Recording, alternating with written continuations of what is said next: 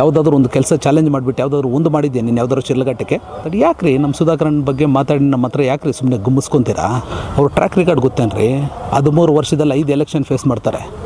1 election ಸೋಲು, 4 election ಗೆಲುವು. 2,000 ಕೋಟಿ ಅನುದಾನ ತಂದು ಚಿಕ್ಕಬಳ್ಳಾಪುರ ತಾಲೂಕನ್ನ ಡೆವಲಪ್ಮೆಂಟ್ ಮಾಡಿದಂಥ ಕೀರ್ತಿ ಯಾರಿಗಾದ್ರೂ ಇದೆ ಅಂತಂದರೆ ಅದು ನಮ್ಮ ಸುಧಾಕರಣ್ಣನ ಮಾತ್ರನೇ.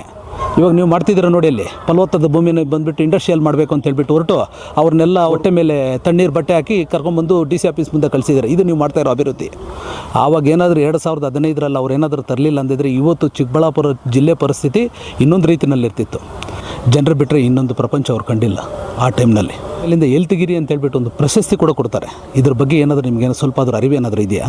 ಸಾಕೋಟೆ ಕಾರ್ವೋ ವಾಟರ್ ಪ್ಯೂರಿಫೈರ್ಸ್ ಅಂತ ಹೇಳ್ಬಿಟ್ಟು ಹೋಲ್ಸೇಲ್ ದರದಲ್ಲಿ ಚಿಕ್ಕಬಳ್ಳಾಪುರದಲ್ಲಿ ಪ್ರಪ್ರಥಮ ಬಾರಿಗೆ 5,500ಕ್ಕೆ ವಾಟರ್ ಪ್ಯೂರಿಫೈರ್ ಲಭ್ಯ ಇದೆ. 5,500 ಇಂದ ಇಲ್ಲಿ ನಮ್ಮ ಅಂಗಡಿಯಲ್ಲಿ RO UV UF TDS ಖಾಲಿ 5,500ಕ್ಕೆ ಬರುತ್ತೆ. ನಮ್ಮ ಅಂಗಡಿಯಲ್ಲಿ ಬನ್ನಿ. ನಮ್ಮ ಲೊಕೇಶನ್ ಬಂದು ಸಾಕೋಟೆಕ್ ಕೆನರಾ ಬ್ಯಾಂಕ್ ಆಪೋಸಿಟ್ ಅಲ್ಲಿ ಆಂಬೂರ್ ದಮ್ ಬಿರಿಯಾನಿ ಪಕ್ಕದ ರೋಡಲ್ಲಿ 2ನೇ ಅಂಗಡಿ ಬರುತ್ತೆ. ನಮಸ್ಕಾರ, ನನ್ನ ಹೆಸರು ಶಿವಕುಮಾರ್ ಅಂತ ಹೇಳ್ಬಿಟ್ಟು BJP ಜಿಲ್ಲಾ ಯುವ ಮೋರ್ಚಾ ಉಪಾಧ್ಯಕ್ಷರು, ಹರಿಹರಪುರ. ಮೊನ್ನೆ ನಮ್ಮ ಸಂಸದರ ಬಗ್ಗೆ ನಮ್ಮ ಪಕ್ಕದ ವಿಧಾನಸಭಾ ಕ್ಷೇತ್ರದ ಮೇಲೂರು ರವಿಯವರು ಕೆಲವೊಂದು ಟೀಕೆಗಳನ್ನು ಮಾಡಿದ್ದಾರೆ. ನಾನು ಅವ್ರಿಗೆ ಮೊದಲನೇದಾಗಿ ಕೋವಿಡ್ ವಿಚಾರದಲ್ಲಿ ಸ್ಪಷ್ಟನೆ ಕೊಡೋದಕ್ಕೆ ಇಷ್ಟಪಡ್ತೀನಿ. ಮೊನ್ನೆ ಮೇಲೂರು ರವಿಯವರೇ, ತಮಗೊಂದು ವಿಚಾರ ನಾನು ಹೇಳೋದಕ್ಕೆ ಇಷ್ಟಪಡ್ತೀನಿ ಕೇಳಿ. ಕೋವಿಡ್ ಟೈಮ್ನಲ್ಲಿ ನೀವೇನು ಮಾಡ್ತಿದ್ದೀರಾ? ಜನರಿಗೆ ನಿಮ್ಮ ಕೊಡುಗೆ ಏನು? ಕೋವಿಡ್ ಸಂದರ್ಭದಲ್ಲಿ ನಿಮ್ಮದೇ ನೀವು, ನಿಮ್ಮ ಹೆಂಡತಿ, ಮಕ್ಕಳು, ನಿಮ್ಮ ತಂದೆ ತಾಯಿ ಜೊತೆ ನಿಮ್ಮದೇಗೆ ಲಾಕ್ಡೌನ್ ಆಗಿದ್ದಾಗ ನಿಮ್ಮದೇ ಮನೆಯಿಂದ ಹೊರಗಡೆ ಬರ್ದಿರ ನಿಮ್ಮದಾಗಿ ಮಲ್ಕೊಂಡು ಆರಾಮಾಗಿದ್ರಿ. ಆ ಟೈಮ್ನಲ್ಲಿ ನಮ್ಮ ಸಂಸದರು ಎಲ್ಲಿದ್ದರು ಗೊತ್ತಾ ನಿಮಗೆ? ಬೆಳಗಿನ ಜಾವ 4 ಗಂಟೆಯಿಂದ ಹಿಡಿದು ರಾತ್ರಿ 12 ಗಂಟೆವರೆಗೂ ಜನರ ಜೊತೆನೇ ಇದ್ದರು. ಬರೀ ಹಾಸ್ಪಿಟ್ಲ್ಗಳನ್ನಲ್ಲೇ ತಿರುಗ್ತಿದ್ರು ಅವರು. ಹಾಸ್ಪಿಟ್ಲು ಬಿಟ್ಟರೆ, ಜನರು ಬಿಟ್ಟರೆ ಇನ್ನೊಂದು ಪ್ರಪಂಚ ಅವ್ರು ಕಂಡಿಲ್ಲ ಆ ಟೈಮ್ನಲ್ಲಿ. ಆ ಸಂದರ್ಭದಲ್ಲಿ ಕರ್ನಾಟಕದಲ್ಲಿ ಆಕ್ಸಿಜನ್ಗೆ ಎಷ್ಟೊಂದು ಸಮಸ್ಯೆ ಇತ್ತು ಆಕ್ಸಿಜನ್ಗೆ. ಮತ್ತು ಅದೇ ಸಂದರ್ಭದಲ್ಲಿ ರೆಮಿಡಿಸಿವಿರ್ ಇಂಜೆಕ್ಷನ್ ಕೂಡ ಎಷ್ಟೊಂದು ಸಮಸ್ಯೆ ಇತ್ತು ಅಂತ ಹೇಳ್ಬಿಟ್ಟು ನಿಮ್ಗೇನಾದರೂ ಅದ್ರ ಬಗ್ಗೆ ಸ್ವಲ್ಪ ಆದರೂ ಅರಿವಿದೆಯಾ, ಇಲ್ಲ ಪರಿಜ್ಞಾನ ಇದೆಯಾ? ನೀವು ಸರ್ಟಿಫಿಕೇಟ್ ಕೊಡೋದು ಬೇಡ ರೀ ಅವ್ರ ಬಗ್ಗೆ. ಯಾವುದ್ರ ಬಗ್ಗೆ? ಕೋವಿಡ್ ಸಂದರ್ಭ ಬಗ್ಗೆ ನಿಮಗೆ ಮಾತಾಡೋ ಯಾವೊಂದು ನೈತಿಕತೆ ಸಹಿತ ನಿಮಗಿಲ್ಲ ಅವ್ರ ಬಗ್ಗೆ ಮಾತಾಡೋದು. ಕೋವಿಡ್ ಸಂದರ್ಭದಲ್ಲಿ ಎಂಟೈರ್ ಇಂಡಿಯಾದಲ್ಲೇ ಕಂಪೇರ್ ಟು ಬೇರೆ ರಾಜ್ಯಗಳಿಗೆ ಕಂಪೇರ್ ಮಾಡಿದ್ರೆ ಮೊದಲನೇ ಬಾರಿಗೆ ಅತಿ ಉತ್ತಮ ರೀತಿಯಲ್ಲಿ ನಮ್ಮ ಕರ್ನಾಟಕದಲ್ಲಿ ಸೇವೆ ಸಲ್ಲಿಸಿದಂಥ ಕೀರ್ತಿ ನಮ್ಮ ಸುಧಾಕರಣ್ಣಂದು. ಇದನ್ನು ಗುರುತಿಸಿ ಕೇಂದ್ರ ಸರ್ಕಾರ ಶಬಾಷ್ಗಿರಿ ಕೂಡ ಕೊಡ್ತಾರೆ ನಮ್ಮ ಸುಧಾಕರಣ್ಣನಿಗೆ. ಅದಾದಮೇಲಿಂದ ಎಲ್ತಿಗಿರಿ ಅಂತ ಹೇಳ್ಬಿಟ್ಟು ಒಂದು ಪ್ರಶಸ್ತಿ ಕೂಡ ಕೊಡ್ತಾರೆ. ಇದ್ರ ಬಗ್ಗೆ ಏನಾದರೂ ನಿಮಗೇನು ಸ್ವಲ್ಪ ಆದರೂ ಅರಿವು ಏನಾದರೂ ಇದೆಯಾ? ನಿಮಗೇನು ಸ್ವಲ್ಪ ಆದರೂ ನಾಚಿಕೆ ಮಾನ ಮರ್ಯಾದೆ ಏನಾದರೂ ಇದೆಯಾ? ಇದ್ರ ಬಗ್ಗೆ ಮಾತಾಡ್ತಿದ್ದೀರಾ? ನಾನು ಇನ್ನೊಂದು ವಿಚಾರ ಏನು ಹೇಳಲಿಕ್ಕೆ ಇಷ್ಟಪಡ್ತೀನಿ ಅಂದರೆ, ಇದೇ ಸಂದರ್ಭದಲ್ಲಿ ಇದೇ ಥರ ನೀವು ಮಾತಾಡ್ದಂಗೆ 4ರಿಂದ 5 ಜನ ಮಾತಾಡಿದ್ದಾರೆ ಚಿಕ್ಕಬಳ್ಳಾಪುರದಲ್ಲಿ. ಯಾರ ಕೈನಲ್ಲಿ ನೋಡಿ, ಸುಧಾಕರಣ್ಣ ಒಂದು ಕೂದಲು ಕೊಟ್ಟಕ್ಕೆ ಯಾರ ಕೈನಲ್ಲೂ ಕಿತ್ಕೊಳ್ಳೋಕ್ಕಾಗಲಿಲ್ಲ. ದಯವಿಟ್ಟು ಬಿಡ್ರಿ, ಇವೆಲ್ಲ ಮಾತುಗಳೆಲ್ಲ ಬಿಡ್ರಿ. ಸುಧಾಕರಣ್ಣನ ಬಗ್ಗೆ ಮಾತಾಡೋದಕ್ಕೆ ಯಾಕೆ ರೀ ನೀವು ನಾಲ್ಗೆ ಚಪ್ಪಲ ಹಿಡಿದು ಮಾತಾಡ್ತಿದ್ದೀರಾ? ರೈತರು ಅಹೋರಾತ್ರಿ ಧರಣಿ ಮಾಡ್ತಾಯಿದ್ರು. ಚಿಕ್ಕಬಳ್ಳಾಪುರ ಹೆಡ್ ಕ್ವಾರ್ಟರ್ಸ್ ಇದೆ, ಅವರು ಸಂಸದರಿದ್ದಾರೆ, ಅವ್ರ ಕರ್ತವ್ಯ ಇದೆ. ಒಬ್ಬ MLA ಕೈನಲ್ಲಿ ಆಗಲಿಲ್ಲ ಅಂತಂದರೆ ಒಬ್ಬ ಸಂಸದರಾಗಿ ಅವ್ರು ಅಲ್ಲಿಗೆ ಹೋಗಬೇಕು. ಅದನ್ನು ಅವ್ರು ವಿಚಾರಣೆ ಮಾಡಬೇಕು ಏನಾಗಿದೆ ಅಂತ ಹೇಳ್ಬಿಟ್ಟು. ಅಹೋರಾತ್ರಿ ಧರಣಿ ಮಾಡ್ತಿದ್ದಾರೆ. ಚಿಕ್ಕಬಳ್ಳಾಪುರ ಹೆಡ್ ಕ್ವಾರ್ಟರ್ಸ್ ಇದೆ, ಅವತ್ತು ಹೋಗಿದ್ದಾರೆ, ಅಲ್ಲಿ ಮಾತಾಡಿದ್ದಾರೆ ರೈತರ ಬಗ್ಗೆ. ರೈತರಿಗೆ ಭರವಸೆ ಕೊಟ್ಟಿದ್ದಾರೆ, ನಾನು ಇದ್ದೀನಿ, ನಿಮ್ಮ ಪರವಾಗಿದ್ದೀನಿ, ನೀವು ಭಯ ಪಡಬೇಡ್ರಿ. ನೀನು ಆ ಕೆಲಸ ಮಾಡಿದ್ದಿದ್ರೆ ನಮ್ಮ ಸಂಸದರು ಮಾತಾಡೋದೇನಿತ್ತು? ನಿನ್ನ ಕ್ಷೇತ್ರದ ಜನ ಅವ್ರು ಬಂದು ಚಿಕ್ಕಬಳ್ಳಾಪುರದಲ್ಲಿ ಅಹೋರಾತ್ರಿ ಧರಣಿ ಮಾಡಬೇಕಾದ್ರೆ ಸಂಸದರಿದ್ದಾರೆ.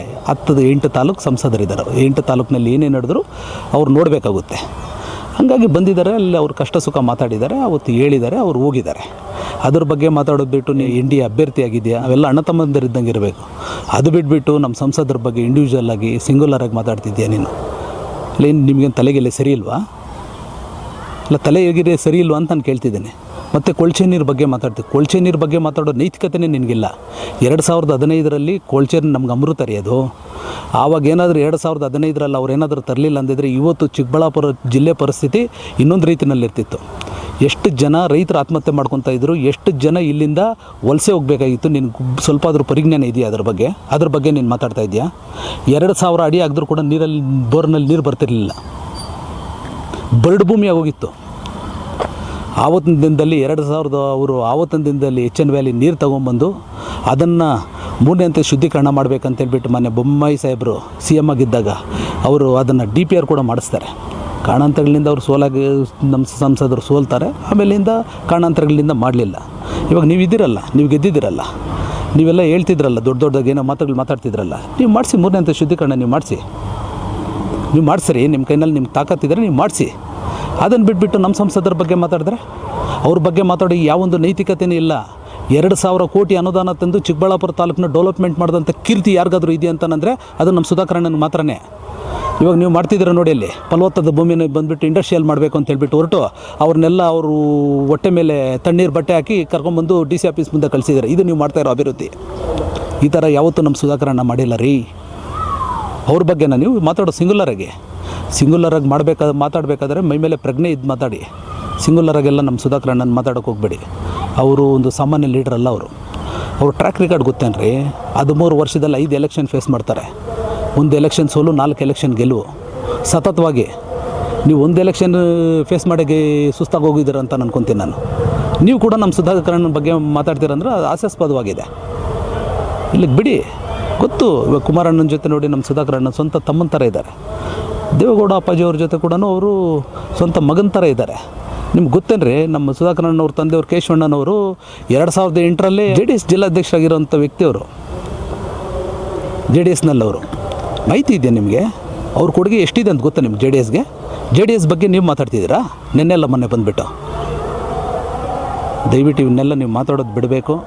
ಇದ್ರ ಬಗ್ಗೆ ಏನಾದರೂ ಮಾತಾಡಿದ್ರೆ ಮುಂದಿನ ದಿನಗಳಲ್ಲಿ ನಿಮ್ಮ ಮನೆ ಮುಂದೆನೇ ಮುತ್ತಿಗೆಯಾಗಿ ಉಗ್ರವಾದ ಹೋರಾಟ ಮಾಡಬೇಕಾಗುತ್ತೆ. ನಮ್ಮ ಸುಧಾಕರ್ ಅಣ್ಣನ ಬಗ್ಗೆ ಸಿಂಗಲರಾಗಿ ಏನಾದರೂ ಮಾತಾಡಿದ್ದೀರ ಅಂತಂದರೆ ಹೇಳ್ತಿದ್ದೀರಲ್ಲ ಏನು ಅಂತೇಳ್ಬಿಟ್ಟು, ಮುಂದಿನ ದಿನಗಳಲ್ಲಿ ನಮ್ಮ ಇಂಡಿಯಿಂದ B ಫಾರಮ್ ಕೊಡ್ತಿರಲ್ಲ ಅಂತೇಳ್ಬಿಟ್ಟು 2028ಗೆ MLA ಆಗಿ ಮಿನಿಮಮ್ 40,000 50,000 ವೋಟ್ ಲೀಡ್ನಲ್ಲಿ ಅವ್ರು ಗೆದ್ದು ಜನರ ದೇವರು ಅವ್ರಿಗೆ ಆಶೀರ್ವಾದ ಮಾಡ್ತಾರೆ. ಜನರ ಮನಸ್ಸಲ್ಲಿ ಇವಾಗ ಆಲ್ರೆಡಿ ಬಂದಿದೆ.